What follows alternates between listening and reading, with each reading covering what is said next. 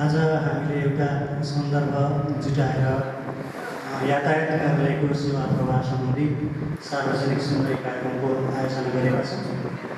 आन्तरिक मामिला तथा कानुन मन्त्रालयको प्रदेश सरकारको स्वीकृत कार्यक्रमअनुसार forward media and research centre प्राली इटहरीको व्यवस्थापनमा आज हामीले यातायात व्यवस्था कार्यालय बेतामोड झापाबाट वर्षभरिमा प्रवाह भइरहेको सेवा कसरी प्रवाह भइरहेको छ र तपाईँ सेवाग्राहीहरू हामी सेवाग्राहीहरूले सरकारी सेवा यातायात कार्यालयबाट सरकारी सेवा प्राप्त गर्ने क्रममा सरकारी सेवा लिने क्रममा भएका केही समस्याहरू अथवा यो कार्यालयलाई योभन्दा व्यवस्थित सरकारी सेवा अझ प्रभावकारी सरल र सहज ढङ्गबाट कसरी प्रदान गर्न सक्छ भन्ने विषयमा पनि तपाईँ सेवाग्राहीहरूले सुझाव दिन सक्नुहुनेछ।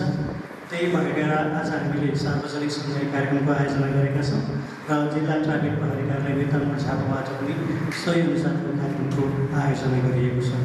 यसले सेवा प्रदायक र सेवा पाउने हामी बिचको सम्बन्ध नजिकको हुनेछ र सरकारी सेवा प्रदान गर्ने क्रममा कार्यालयले चुस्त दुरुस्त र सहज ढङ्गले सेवा प्रवाह गर्नका लागि तपाईँहरूले अझ रचनात्मक सुझावहरू पनि दिन सक्नुहुनेछ।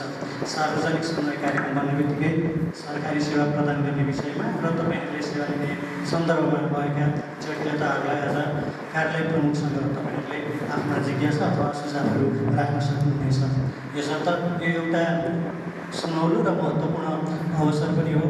अरू बेला तपाईँले कार्यालय प्रमुखलाई भेट्नको लागि हामीले कार्यालय प्रमुखलाई भेट्नको लागि अफिसियल मापदण्ड अनुसार उहाँको समय लिनुपर्ने हुन्थ्यो भने आज तपाईँहरूको सवालको जवाब दिन उहाँ तपाईँहरूकै सामुन्ने उपस्थित हुनुभएको छ। यो सुनौलो अवसरलाई तपाईँहरूले त्यही अनुसार सदुपयोग गर्नुहोला।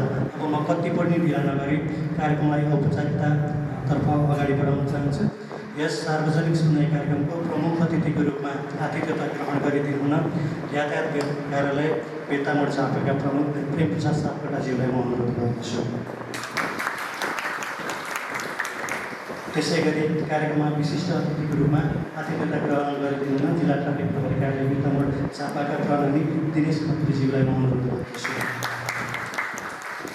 त्यसै गरी कार्यक्रममा विशिष्ट अतिथिको रूपमा आतिथ्यता ग्रहण गरिदिनु हुन यातायात कार्यालयका सहायक अधिकृत राधाकृष्ण कतिवटा सर र एम डुङ्गेना सरलाई पनि म अनुरोध गर्दछु। त्यसै गरी हामीले कार्यक्रममा विशिष्ट अतिथिको रूपमा प्रसनी इन्द्रवीर विष्टज्यूलाई पनि निमन्त्रणा गरेका छौँ। उहाँलाई पनि विशिष्ट अतिथिको रूपमा आतिथ्यता ग्रहण गरिदिनु हुन म अनुरोध गर्दछु। यो कार्यक्रम मैले अघि नै उद्घोष गरिसकेको छु। कृषि प्रदेशको आन्तरिक मामिला तथा कानुन मन्त्रालयद्वारा आयोजना गरिएको कार्यक्रम हो र यो कार्यक्रममा तपाईँहरूले यातायात व्यवस्था कार्यालय बेतामोड झापालाई रचनात्मक सुझावहरू दिन सक्नुहुनेछ। यो कार्यक्रम हामी जम्मा 2 खण्डमा गर्नेछौँ। पहिलो खण्डमा यातायात व्यवस्था कार्यालय बेतामोड झापाले यो आर्थिक वर्ष चालु आर्थिक वर्षमा प्रवाह गरेको सेवाका बारेमा कार्यालय प्रमुखज्यूले तपाईँहरूलाई जानकारी गराउनुहुनेछ। त्यस पछाडि अर्को खण्डमा जिल्ला ट्राफिक प्रहरी कार्यालय बेतामोड झापाले यो 1 आर्थिक वर्षमा ट्राफिक र सडक र सवारीसँग जोडिएका विषयमा कसरी सेवा प्रवाह गरिरहनु भएको छ, दण्ड जरिवानाको अवस्था के छ, दुर्घटना के कारणले भइरहेका छन् भन्ने बारेमा उहाँहरूले जानकारी गराउनुहुनेछ। त्यस पछाडि हामी कार्यक्रमको दोस्रो खण्डमा प्रवेश गर्नेछौँ। दोस्रो खण्डमा हामी तपाईँहरूका सवाल अथवा जिज्ञासा अथवा सुझाव यातायात व्यवस्था कार्यालय बेतामोड झापाले प्रवाह गर्ने सेवा सम्बन्धमा तपाईँहरूले कुनै झन्झट अथवा गुनासा भए तपाईँहरूले शालीन ढङ्गमा आफ्नो प्रश्नहरू राख्न सक्नुहुनेछ। यो सार्वजनिक सुनवाई कार्यक्रममा कार्यालय प्रमुख अथवा कर्मचारीमाथि व्यक्तिगत रूपमा लान्छना द्वेषपूर्ण भाषाहरू प्रयोग गर्न पाइने छैन।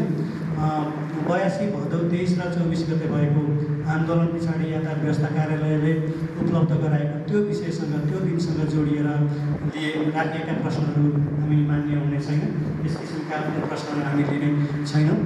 त्यस पछाडि तपाईँले प्रश्न राख्दा अथवा सुझावहरू राख्दाखेरि आफ्नो नाम ठेगाना र परिचयसहित राखिदिनु भयो भने सहज हुनेछ। अब म कति पनि ढिला नगरी यातायात व्यवस्था कार्यालय बेतामोड झापाले 1 आर्थिक वर्षमा कसरी सरकारी सेवा प्रवाह गरिरहेको छ भन्ने विषयमा जानकारी राखिदिनु म यातायात व्यवस्था कार्यालय बेतामोडका प्रमुख प्रेम सरलाई अनुरोध गर्दछु। आज यहाँ परीक्षाको लागि उपस्थित हुनुभएका सम्पूर्ण परीक्षार्थीहरूलाई म हार्दिक स्वागत गर्छु र तपाईँको परीक्षा पक्कै पनि उत्कृष्ट रहोस् भन्ने शुभकामना पनि दिन चाहन्छु। विषय रह्यो यो आर्थिक वर्षमा कसरी सेवा प्रवाह भइरहेको छ भन्ने कुरा। गत साउनदेखि भदौको 22 गतेसम्म यस कार्यालयबाट सेवा प्रवाह अत्यन्त द्रुत गतिले भएको थियो। भदौ 24 गते आगोतगी भइसकेपछि केही समय सेवा उपलब्ध भयो र हामीले कार्तिकको 26 गतेबाट पुनः पूर्ण रूपले सेवा सञ्चालन गर्न सफल भयौँ। यो परीक्षा प्रणाली पनि कार्तिकको 26 गतेबाट सुरु भएको र अहिले यहाँ तपाईँहरू त्यही परीक्षा प्रणाली अन्तर्गत आज सहभागी हुन अवसर पाउनुभएको छ।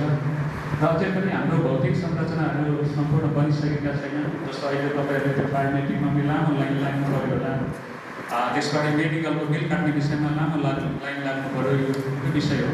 र त्यो अवस्थामा लेख्नलाई पनि हामीलाई निकै कठिनाइ परेको थियो र आगामी दिनमा यो सबै प्रणालीहरू अनलाइनबाट हुने अपेक्षा छ र प्रदेश सरकारसँग हामीले त्यो विषयमा अनुरोध गरेका छौँ। राजस्व भुक्तानी गर्दाखेरि सेवाग्राहीले लाइनमा बस्नु नपरोस्, अनलाइनबाट भुक्तानी गर्न सक्ने वातावरण बनोस् भनेर हामीले लेखेर पठाएका छौँ। सायद यो आगामी वर्षबाट अनलाइन प्रणाली पक्कै चल्ने भन्ने आश्वासन मलाई पनि आएको छ। भविष्यमा सुखद पक्षको कामना गरौँ र यो यातायात व्यवस्था कार्यालयले लाइसेन्सको परीक्षा प्रणाली सञ्चालन गर्छ, एकातर्फ, अर्कोतर्फ सवारी व्यवस्थापन सम्बन्धी कार्य पनि गर्छ। यसैले दुई किसिमको काम एउटै ठाउँबाट सञ्चालन भइराखेको हुँदा अलिकति चाप भएको जस्तो देखिन्छ। तैपनि 9 बजेबाट सुरु भएको भेड सरदर 4 बजे हरेक दिन कार्यालयमा सेवाग्राहीको अवस्था 4 बजेतिर चाहिँ पातलो भएको देखिन्छ। त्यसैले सेवा अहिलेको समयमा सर्भर राम्रो चलेको हुनाले द्रुत अवस्थामा छ। कुनै दिन सर्भर नचल्दाखेरि समस्या आउँछ। त्यो समस्या भोलिका दिनमा पनि कहिलेकाहीँ देखिएला, त्यसमा सेवाग्राही साथीहरूले बुझिदिनु हुनेछ भन्ने मैले अपेक्षा गरेको छु। र भोलिका दिनमा अझ यातायात व्यवस्था कार्यालयमा प्रणालीगत सुधार हुने नै छ र कर्मचारीहरूलाई पनि हरेक काम द्रुत गतिमा गर्नलाई मैले निर्देश दिएको छु। र परेका समस्याहरू सम्बन्धित फाँटबाट निकासा भएन भने कार्यालय प्रमुखलाई भेट्न पनि सम्भव हुन्छ। तर कतिपय अवस्थामा म बाहिर मिटिङमा गएको बेला र ट्रायल परीक्षामा म कुनै बेला आफू पनि जान्छु, त्यो बेला भेट्न सक्नु भएन भने त्यो विषयमा म क्षमा माग्न चाहन्छु। र तपाईँहरूलाई भोलि कुनै समस्या परेमा कार्यालय प्रमुख समक्ष आफ्ना समस्याहरू राख्न सक्नुहुनेछ र कानुन बमोजिम थोकाउन सक्ने समस्या म थोकाउनेछु भन्ने सबै परीक्षार्थी साथीहरूलाई अनुरोध गर्दै मेरा सामान्य भनाइ अन्त्य गर्छु। हस्त धन्यवाद। जिल्ला ट्राफिक प्रहरी कार्यालय बेतामोड शाखाले यो आर्थिक वर्षमा सडक र सवारीसँग जोडिएका विषयमा कसरी सेवा प्रवाह गरिरहेको छ भन्ने बारेमा जानकारी गराउन म प्रहरी निरीक्षक पुजीमा अनुरोध गर्दछु। धन्यवाद। यस सार्वजनिक सुनवाई कार्यक्रममा अध्यक्षता गर्नुभएका यातायात कार्यालय झापाका प्रमुखज्यू, अतिथिज्यूहरू, फरवर्ड मिडिया सरहरू लगायत सम्पूर्ण प्रशासकहरू र विशेष गरी सबभन्दा सुरुमा म तपाईँलाई धन्यवाद ज्ञापन गर्न चाहन्छु। यसरी हाम्रो कुराहरू सुविधा हुनुहुन्छ र तपाईँले ट्राफिक प्रहरी र यातायातमा सेवा विस्तारमा अझ सहज गर्न के गर्नुपर्छ भन्ने कुरामा तपाईँका हामीलाई सुझावको पनि हामीले अपेक्षा गरेका छौँ। त्यही अनुसार अझै हामी हाम्रो कामलाई अझ छिटो छरितो गर्न सक्छौँ। र सर्वप्रथम लिखित परीक्षामा सामेल हुनुभएको सम्पूर्ण विद्यार्थीहरूलाई शुभकामना। र अब जिल्ला ट्राफिक प्रहरी कार्यालय झापाको म चाहिँ प्रवक्ता पनि सूचना अधिकारी पनि हो। र अहिले झापा जिल्लामा चाहिँ जम्मा हामीले ट्राफिक व्यवस्थापनको लागि 15वटा ट्राफिक प्रहरी पोस्टहरू राखेर सेवा प्रदान गरिरहेका छौँ। विशेष गरी अहिले हामीले चाहिँ सेवाग्राहीको लागि चाहिँ ट्राफिक प्रहरी कार्यालय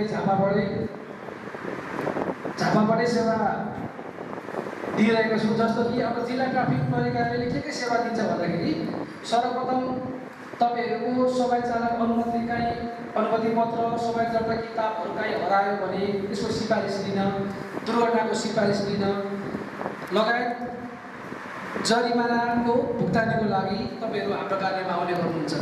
त्यो पनि अहिले हाम्रो ट्राफिकमा तपाईँहरूले जरिमाना तिर्दाखेरि क्यास तिर्नु पर्दैन। तपाईँहरूले अहिले राज्यकै खातामा या वाणिज्य ब्याङ्कमा या तपाईँको ई-सेवा एकाउन्टबाट सिधै तपाईँहरूले आफ्नो जरिमाना तिर्न सक्नुहुन्छ। घरमा बसी तिर्न सक्नुहुन्छ र त्यसको स्टेटमेन्ट तपाईँहरू जिल्ला ट्राफिक प्रहरी कार्यालयमा लिएर आउनुपर्ने हुन्छ। र तपाईँहरूलाई म धेरै गर्न चाहन्न, दुईवटा कुरा मात्रै भन्न चाहे। जस्तो कि अहिले वर्ल्ड वाइडै यस्तो सफाइ चालकको अनुमति पत्रको लागि तपाईँ लिखित माग्नु भएको छ।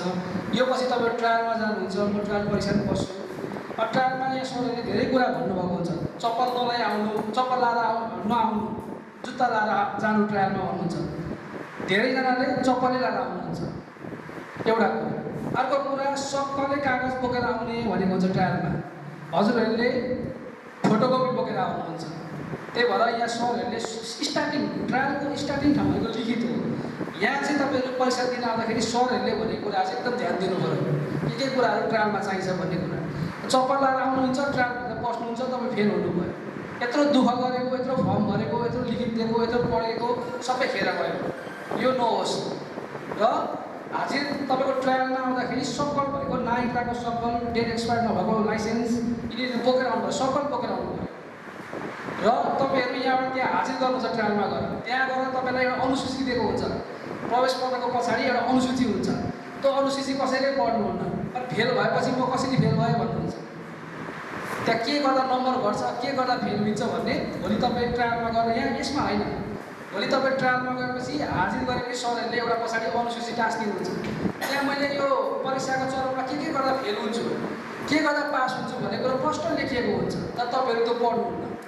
अनि भरे बिचमा गएपछि म कसरी फेल भएँ, मैले छोकै छैन, एकचोटि त गल्ती भएको नि माफ पाइहालिन्छ नि भन्ने खालको जवाब लगाउनुहुन्छ। त्यही भएर त्यो अनुसूची पनि पढ्ने गर्नु। र अर्को विशेष गरी यहाँ अब स्टुडेन्टहरू पनि हुनुहुन्छ, अब अब्रोड पढाइको लागि बाहिर जानुहुन्छ।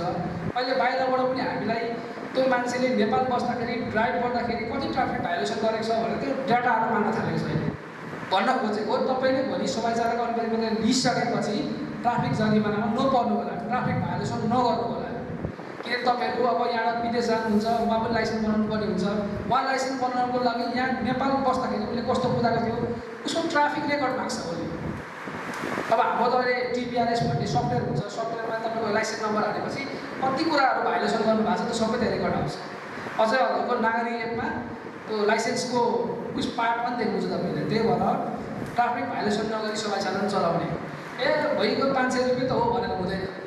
त्यो रेकर्ड चाहिँ भोलि उहाँ माग्छ। अनि उहाँ तपाईँलाई लाइसेन्स निकाल्न सक्नुहुन्न। र अर्को अहिले हामीले अभ्यास गरिरहेको सर हामीले के छ भने एउटा व्यक्ति एउटा चालकले 5 चोटि ट्राफिक भाइलेसन गर्यो भने छैटौँचोटि पुग्यो भने चाहिँ 5 चोटि गरेर छैटौँचोटि पुग्यो भने उसको लाइसेन्स 6 महिनाको लागि निलम्बन गरिन्छ। त्यो भनेको चाहिँ तपाईँ लाइसेन्स नपाएको व्यक्ति सर हुन्छ। यो पनि ध्यान दिनुपर्छ तपाईँले। पटक पटक जुनसुकै बस्नुहोस् न, चाहे मापसे गर्नुहोस्, चाहे हेलमेट नलाइ कुदाउनुहोस्, चाहे 3 जना चढ्नुहोस्, चाहे मालबाग गाडीको हुटमा चढ्नुहोस्, फाइन चाहिँ 5 चोटि कटेर छैटौँचोटिमा चाहिँ तपाईँको छैटौँचोटिसम्म गरेको देखियो भने तपाईँको हामीले लाइसेन्स निलम्बनको लागि सरहरूलाई पत्र पठाउँछौँ र तपाईँहरूलाई पछि घरमै पत्र आउँछ। तपाईँको यो कारणले ट्राफिक भाइलेसन गर्नुभएको छ, तपाईँको छैटौँचोटि भएछ, तपाईँको 6 महिनाको लागि निलम्बन भयो भनेको तपाईँ अब लाइसेन्स भए पनि नभए सर भोलि केही गरेर एक्सिडेन्ट भयो भने तपाईँको लाइसेन्सको भ्यालिडिटी हुँदैन। र विशेष कुरो यो कुरोलाई फोकस गर्नु, ट्राफिक भाइलेसन नगर्नु। तपाईँले यी कुराहरू गाउँमा पनि सुनाउनु, साथीभाइलाई पनि भन्नु, एउटा सेयर गर्दै गऱ्यो भने यस्ता कुराहरू धेरै मान्छेसँग उयो हुनसक्छ। त्यही भएर सबैलाई शुभकामना। र त्यस्तो ट्राफिकबाट चाहिँ केही ट्राफिकप्रति केही गुनासो अथवा ट्राफिकले यो गर्दाखेरि यस्तो हुन्थ्यो भन्ने सल्लाह सुझाव छ भने त्यो पनि पाऊँ। हस्, धन्यवाद। जय नेपाल। सरलाई धेरै धन्यवाद। जिल्ला ट्राफिक प्रहरी कार्यालय झापाले कसरी काम गरिरहेको छ भन्ने सन्दर्भमा सरले महत्त्वपूर्ण जानकारी दिइसक्नु भएको छ। 15वटा पोस्ट मार्फत चाहिँ सडक र सवारीका विषयमा ट्राफिक प्रहरी कार्यालयले सेवा प्रवाह गरिरहेको र यातायात व्यवस्था कार्यालय बिर्तामूल्य अब आगामी साउनदेखि अपेक्षा गरौँ घरमा सुती मोबाइलमा फेसबुक चलाउँदै राजस्व तिर्ने क्युआर प्रणालीबाट सुती राजस्व तिर्ने व्यवस्था पनि गर्न लागेको छ। यो पनि हामीलाई निकै महत्त्वपूर्ण खुसीको कुरा हो हामी सेवाग्राहीहरूले। अब हामी कार्यक्रमको दोस्रो खण्डमा प्रवेश गर्छौँ। मैले अघि पनि उद्घोष गरिसकेको छु, हामी तपाईँहरूका सुझाव अथवा जिज्ञासाहरू लिनेछौँ र तपाईँहरूले प्रश्न राख्दाखेरि हात उठाएर आफ्नो परिचय दिएर राख्नु होला। प्रहरी कार्यालय बिर्तामोडका प्रमुख, मेरो नाम भोजनाथ गिम्रे, बिर्तामोड नगरपालिका वार्ड नम्बर 4।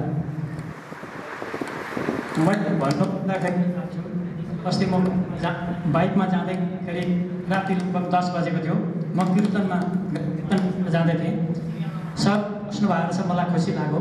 मैले स्वागत स्वागत स्वागत भने म पनि पैदल बाइकमा यात्रा गरिरहेको थिएँ। उहाँले मापसे चेक गर्नुभयो, मेरो पनि गर्नुभयो, मलाई मजाले सास फेर भन्नुभयो। मैले स्वागत स्वागत स्वागत भनिरहेँ, मलाई खुसी लाग्यो। अब हिजो बेलुका साँझमा, बेलुका नभनौँ साँझमा, हजुरहरूलाई थाहा पनि भयो होला, बेत्ता बजारमा एउटा घटना घट्यो। टिप्परले अगाडिको चक्काले एउटा 10 वर्षको बालिका डान्स सिकेर आउँदै गर्दाखेरि अगाडिको चक्काले ठक्कर दियो। अनि त्यो टिप्परले फेरि ब्याक सारेर त्यो बच्चालाई मारेरै छोड्यो। प्रत्यक्षदर्शीको चाहिँ त्यहाँ भनाइअनुसार हामीलाई धेरै दुःख लाग्यो। यो चाहिँ चरम लापरवाहीका कारण चाहिँ यस्तो भएको छ सर। अनि तीव्र गतिका ठुला गाडीहरूले, हामी बाइकमा हिँड्ने, स्कुटीमा हिँड्ने साना गाडीहरूलाई असाध्यै पेल्ने, ओभरटेक गर्ने, यो पनि देखियो। अनि ट्राफिक लाइट बाटो क्रस गर्दा दायाँ बायाँ मोडिँदा ट्राफिक लाइट बाल्ने या नबाल्ने, बालेको निभाउँदै ननिभाउने, अनि त्यसले पनि सवारी दुर्घटना भएको देखियो सर। अब यो तीव्र गतिको लागि चाहिँ हजुरहरूले छड्के चेक गरेर समयसरमा पक्रेर चाहिँ त्यसलाई सशक्त जरिवाना कारबाही गरिदिनु हुनका निम्ति चाहिँ म हार्दिक विनम्र अनुरोध गर्दछु। धन्यवाद। र मेरो प्रश्न एउटा यस प्रकार रहेको छ कि टु व्हिलर चलाउँदा, स्कुटी र मोटरसाइकल चलाउँदाखेरि चालकले मात्रै हेलमेट लगाउने र पछाडि बस्नेले पनि हेलमेट लगाउँदाखेरि धेरै नै उपयुक्त हुन्छ र यो सम्बन्धमा चाहिँ अब जिल्ला ट्राफिक प्रहरीले चाहिँ के कसो गर्नुपर्छ, त्यो चाहिँ अब उहाँहरूलाई त्यो मेरो एउटा क्वेसन छ। अरू नाम मनोज घिमिरे, गौरव नगरपालिका 7 नम्बरबाट। मेरो जिल्ला यातायात प्रमुखज्यूलाई म एउटा कुरा सोध्न चाहन्छु। यो हामीहरूको यो गौरव भेग, गौरीगढ भेग, यता कोबरा भेग, त्यता पनि ठुलो जनसमुदाय नेपाली भूभाग छ। यो यातायात कार्यालय चाहिँ कि त बिर्तामोड आऊ, हामी यातायात सम्बन्धी काम गराउन, कि त इटरी जाऊ।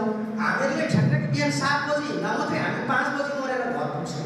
दमकमा यातायात कार्यालय एउटा स्थापना गर्नको लागि यो सम्भव होला नहोला, हजुरले पहल गर्दा यसमा धेरै हामी जस्तो युवाहरू त्यो भेटकोले उनीहरूको समय बचतदेखि लिएर सहजीकरण हुँदैछ। धन्यवाद। के कस्ता समस्या छन् भनेर हामीलाई केही लिखित समस्याहरू पनि छन्। अनि त्यस पछाडि हामीसँग यहाँ लोकेश भट्टराई, त्यस पछाडि मनोज घिमिरे सरले अनि उहाँ सरले राखेको प्रश्नको जिज्ञासाको जवाब सरहरूले दिनुहुनेछ।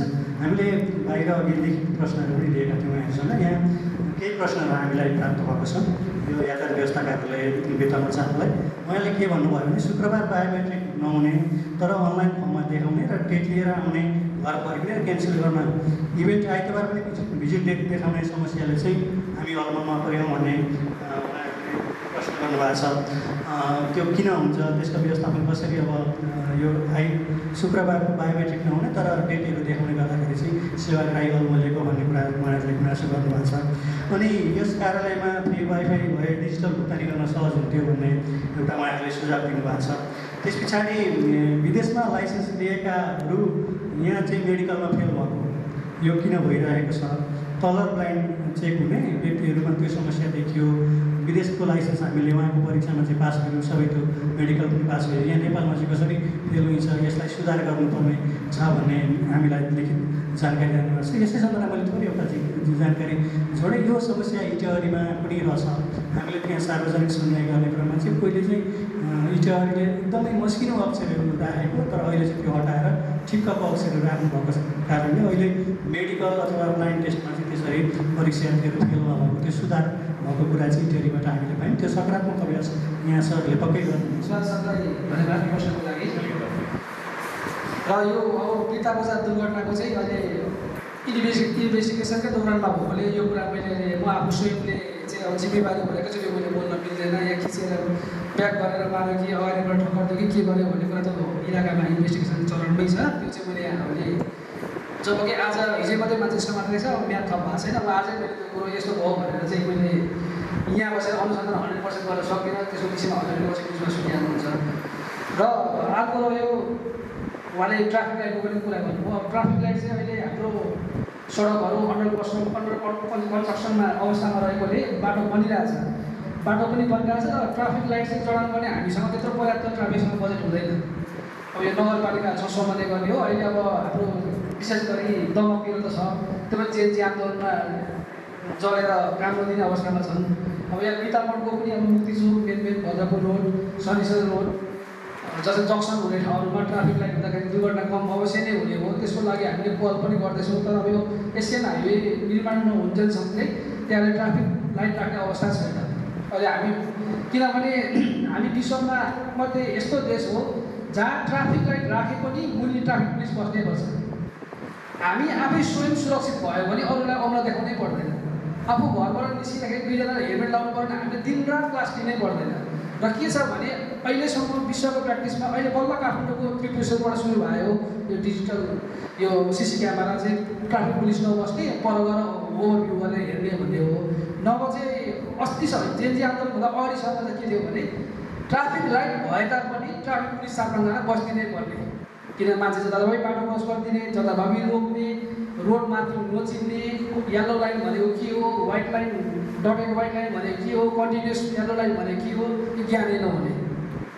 त्यही भएर यो कुराको एकदम उहाँले सकारात्मक कुरा गर्नुभएको छ। यो कुराको सुधार गर्न हामी आफू पनि चालक पनि आफू पनि जिम्मेवार चाहिँ हुनुपर्छ। अब ट्राफिकले देखेर मात्रै हेलमेट लाउने, ट्राफिकलाई छलेर 3 जना चढेर हिँड्ने, यो चाहिँ ट्राफिकले भन्दा पनि स्वयं चालकको चाहिँ रेस्पोन्सिबिलिटी नै हुन्छ। र उहाँले अब राम्रो कुरो उठाउनुभएको मोटरसाइकल 2 व्हिलर मोटरसाइकलमा चाहिँ 2 जनाले हेलमेट लाउने कुरा। हामी चाहिँ वार्षिक या मासिक रूपमा हामी जिल्ला ट्राफिक प्रहरीकारले चाहिँ एक्सिडेन्ट रेटहरूको चाहिँ एनालाइज गरिरहेको हुन्छौँ। भन्दाखेरि सबभन्दा बढी गम्भीर घाइते हुने भनेको मोटरसाइकलको पछाडि बस्ने, उसले हेलमेट लाउँदैन अनि बिचमा बजारिएपछि टाउकोमा ब्लड जम्ने, ब्रेन ह्यामरेज हुने दुनियाँ समस्याहरू आउँछ। त्यही भएर त्यो चाहिँ हामीले विगत 10 दिनदेखि सचेतनात्मक कार्यक्रम, किन एकैचोटि लागू गर्दाखेरि मान्छेहरू प्रेसर मान्छन्। मेरो अफिस अनुसार तपाईँ मलाई रोक्नुहुन्छ, किन यहाँ मलाई पढाउनुहुन्छ भनेर हामीले विभिन्न खेपेको, त्यो खेपेको कुरा हामीलाई मात्रै थाहा हुन्छ, त्यो तपाईँहरूलाई थाहा हुन्न। र हामीले अहिले 1 हप्ता लगभग 10 दिन जति भयो, अहिले चाहिँ पछाडि बस्नेले हेलमेट लाउनुपर्छ भनेर प्रत्येक पोस्टलाई हामीले चाहिँ यहाँबाट पत्र पठाएर मौखिक भनेर कार्यक्रम गर्नु भने चाहिँ त्यो भनेको के हो भने 1 हप्तासम्म चाहिँ सबैलाई सम्झाइ बुझाइ गर, त्यसपछि पनि पछाडि बस्नेले पनि हेलमेट लगाएर पनि कारवाही सुरु गर। किनभने तपाईँहरूलाई त रिस उठ्छ, झ्याप्पै देख्ने बित्तिकै हामीले फाइन काट्यो भने यो ट्राफिक पैसा उठाउन बसेको भन्नुहुन्छ। पैसा त हाम्रो खातामा आउने होइन, हामीलाई कमिसन आउने होइन, त्यो त राज्य खातामा जाने हो। क्यास दिनु तपाईँले पर्दैन, कसैले क्यास माग्यो भने तपाईँले जिल्ला ट्राफिकमा उजुरी गर्न पनि पाउनुहुन्छ, 103 हटलाइनमा फोन गरेर पाउनुभयो। आफ्नो अधिकारको पनि प्रयोग गर्नु पर्यो। तर कागले कान लगो भनेर कान समातेर हेरेर जाने बानीहरू चाहिँ सबैले हामीले पनि जसले पनि विकासै गर्नुपर्छ। दोषै मात्रै थुपारेर समाधान कहिले हुँदैन। कतिले चाहिँ क्षति भइरहेको र अहिलेको सन्दर्भमा चाहिँ हाम्रो राष्ट्रिय राजमार्ग चाहिँ अन्डर कन्स्ट्रक्सनमा रहेको, तर हाम्रा भित्री सडकहरू चाहिँ राजमार्गभन्दा ठुला बनेका, त्यो भएको कारणले भित्री सडकहरूमा सवारी चाहिँ एकदम तीव्र गतिमा चलाउँदा हामी आफूले नै क्षति भइरहेको छ। अब हामी कार्यक्रमको लगभग अन्त्यमा आइसकेका छौँ। मैले अघि कार्यालय प्रमुखजीलाई हामीलाई लिखित प्रश्न प्राप्त भएको थियो, मैले फेरि पनि दोहोऱ्याएँ। विदेशमा लाइसेन्स लिएकाहरू चाहिँ यहाँ मेडिकलमा फेल भएको त्यो किन भइरहेछ, त्यसको सम्बोधन कसरी हुनसक्छ भन्ने एउटा प्रश्न। त्यस पछाडि हामीसँग अर्को एउटा लिखित प्रश्न पनि भर्खरै प्राप्त भएको छ। यातायात व्यवस्था कार्यालय बिर्तामोडमा चाहिँ कर्मचारी अभावको कारणले घन्टौँ लाइन बस्नुपर्ने भन्ने सेवाग्राहीको एउटा गुना छ। र मनोज घिमिरे सरले गौरा र क्षेत्रलाई टार्गेट गरेर एउटा सेवा व्यवस्था कार्यालय तमकमा स्थापना गर्न सम्भव छ कि छैन, त्यसका लागि सरहरूले के गर्न सक्नुहुन्छ भन्ने विषयमा 3-4वटा प्रश्नहरू हामीसँग छन्। र सेवाग्राहीहरूले यो यातायात व्यवस्था कार्यालय बिर्तामोडबाट चाहिँ प्रभावकारी ढङ्गले सन्तुष्ट भएको हामीले यो सार्वजनिक सुनवाई मार्फत पाएका छौँ। यति प्रश्नहरूको जवाब राखिदिँदै सहभागीहरू सबैलाई धन्यवाद ज्ञापनसहित यो कार्यक्रमको समापन गरिदिनु हुन आजका कार्यक्रमका प्रमुख अतिथिज्यूलाई म अनुरोध गर्दछु। र सहभागी मित्रको तर्फबाट यातायात व्यवस्था कार्यालय गौराधा क्षेत्रमा भए पनि हुन्थ्यो भन्ने अपेक्षा गर्नुभयो, त्यसको लागि धन्यवाद। कहाँ कार्यालय राख्ने कहाँ नराख्ने भन्ने विषय त राजनीतिक प्रणालीले निर्णय गर्ने हो। कोशी प्रदेश सरकारले निर्णय गर्यो भने मैले रोकेर पनि रोकिँदैन, छेकेर पनि छेकिँदैन। मैले अनुरोध गर्न चाहेँ। र सामान्य नेपालको भूगोल हेर्ने हो भने 5 थरको सेवाग्राहीले कहाँ सेवा लिएलान्, ताप्लेजुङकोले कसरी लिँदै होलान्, त्यो पनि महसुस गरिदिनु भयो। अत्यन्त धन्यवाद हुने थियो। किनभने गौराधा अथवा दमकबाट यहाँ आउने दूरी र एउटा 5 थरको च्याङखापुबाट आउने अथवा 5 थरको सदरमुकामबाट आउने व्यक्तिले कहाँ सेवा लिँदै होला त्यो पनि हजुरहरूले महसुस गरिदिनु होला भन्ने अपेक्षा छ। अर्को प्रश्न रह्यो जुन यहाँ शुक्रबार बायोमेट्रिक दिइन्छ तर बायोमेट्रिक गरिँदैन भनेर। शुक्रबार यस कार्यालयमा अत्याधिक मात्रामा रिटायर दर्ता हुन्छ। रिटायर दर्ता भनेको कस्तो भने एकचोटि फेल भएको विद्यार्थीहरूले पुनः परीक्षा दिने परियोजनाको लागि हो, ट्रायल परीक्षा दिनलाई। शुक्रबार करिब 400 भन्दा बढी प्रशिक्षार्थीहरू रिटायर दर्ताका लागि आउनुहुन्छ। बायोमेट्रिक गर्न त्यही भएर न्यू एप्लिकेन्टलाई सकिँदैन र विगतको अभ्यासमा पनि आइतबार, सोमबार, मङ्गलबार र बुधबार मात्रै बायोमेट्रिक गर्ने चलन थियो। बिहिबार र शुक्रबार रिटायर दर्ताको पद्धति नै थियो। आइतबार छुट्टी हुन थालेपछि मलाई विभागबाट फोन आएको थियो, के गर्ने सर, आइतबारको विद्यार्थीलाई कहिले सार्ने भन्नुभयो। त्यसो भए सोमबार, मङ्गलबार, बुधबार र बिहिबार यति 4 दिनलाई न्यू एप्लिकेसनलाई समय दिनुहोस् भनेर मैले भनेको थिएँ। शुक्रबार रिटायर दर्ताको लागि गरिदिनु होला भनेको थिएँ। र अहिले विभागले बडा अचम्मको काम गरेको छ। शुक्रबार, शनिबार, आइतबार पनि बायोमेट्रिकको डेट दिएको पाइन्छ। यो रेकर्डमा पनि छ, मैले लेखेर नै पठाइसकेँ। यसरी सेवाग्राहीलाई शुक्रबार, शनिबार, आइतबार डेट दिनु भनेको गल्ती छ, किनभने सेवाग्राहीले सेवा लिने पाउने अवस्था छैन। शनिबार त बिदा हुन्छ, आइतबार पनि बिदा हुन्छ, शुक्रबार रिटायर दर्ता हुन्छ भने यी दिनमा बायोमेट्रिकको डेट दिँदा सेवाग्राहीलाई समस्या हुन्छ, कार्यालयलाई पनि समस्या हुन्छ भनेर लेखेर पठाएको लगभग 1.5 महिना भइसक्यो। अहिलेसम्म त्यो क्लियरेन्स भएको छैन। त्यो विभागले अलिकति अब किन गर्न सकेन भन्ने कुरा मलाई पनि थाहा छैन। मन्त्रालयमा पनि मैले लेखेर पठाइसकेको छु। विगतको वैशाखको 25-26 गतेतिर त एउटा शनिबारका दिन 163 जना विद्यार्थीको लागि न्यू एप्लिकेसनलाई टाइम दिएको रहेछ। शनिबारको दिन 163लाई दिनु भनेको त्यो त अचम्मको विषय रह्यो। मलाई फोन आयो, सर 163 जनाको देखिन्छ रेकर्डमा भनेर यहाँ बस्ने गार्ड दाइले मलाई खबर गर्नुभयो। अनि जति परीक्षार्थी आउनुहुन्छ प्राय छुट्टीका दिन हो, छुट्टीको दिन बायोमेट्रिक हुँदैन भनेर भनिदिनु होला भनेर भने त्यो पनि लेखेर पठाएँ मैले विभागमा। तर अहिलेसम्म यो समस्या नेपालभरिमै छ। पक्कै पनि अब केन्द्र सरकारले यो विषयलाई सुन्छ होला। तपाईँहरूको आवाज माथिसम्म पुर्याउने कोसिस गर्छु र योभन्दा अगाडि पनि मैले पुर्याइसकेकै छु।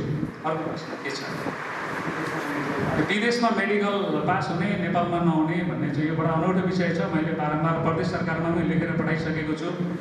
जस्तो जापानमा पनि 0.4 सम्म माइनस भएको छ भने त्यस्तो परीक्षार्थीलाई आँखाको केसमा ब्लाइन्ड टेस्टमा पास गरिन्छ।